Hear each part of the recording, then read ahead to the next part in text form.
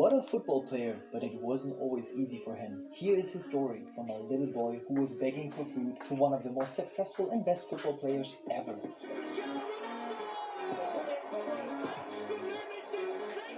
It all started here on February 5th, 1985 on the Portuguese island of Madeira. The crazy thing, his parents first thought about an abortion. They were poor and could barely feed their three other children. His father was a gardener and a kit manager at the regional club CF Andorinha. His father often took his 3-year-old son to work, and Ronaldo played with the balls while he was there.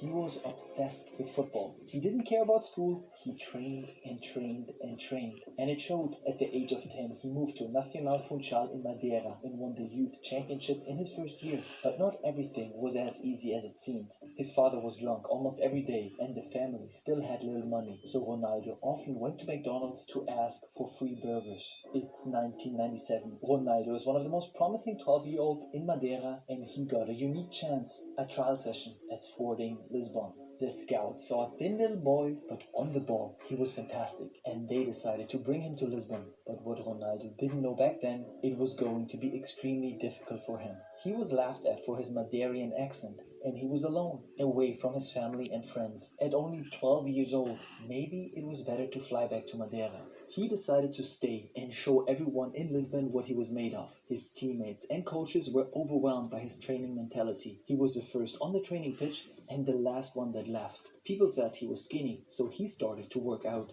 He just got better and better. But in 2000, he got shocking news. He was diagnosed with racing heart syndrome. His heart was beating fast even when he didn't do any sport. And at just 15 years old, it seemed like Cristiano's career was already over. His family decided for an operation. Everything went well, and after a 3-month break, he returned to the football pitch. And then the time had come. On August 14th, 2002, Cristiano Ronaldo came on as a substitute.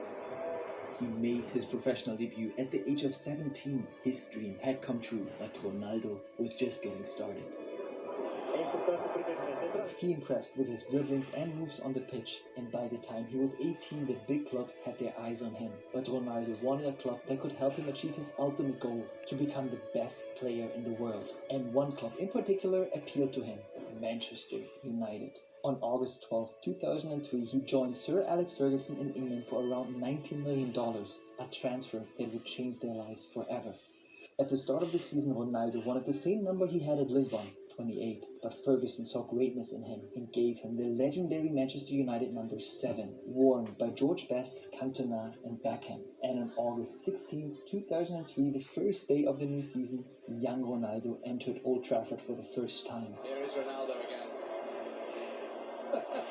In addition, he now earned around $2 million per year. He made it from being a poor boy begging for burgers to the one who helped his entire family out of poverty. But there were problems.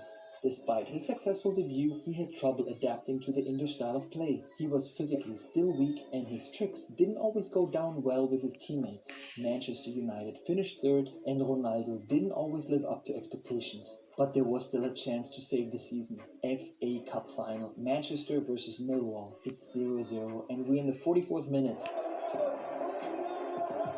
Ronaldo helped Man U win, and he won his first title. But a few weeks later, his heart got shattered. Summer 2004, European Championship in his home country, Portugal, and he, the 19-year-old, was nominated for the final squad, alongside legends like Figo and Deco. Ronaldo played his way into the starting team during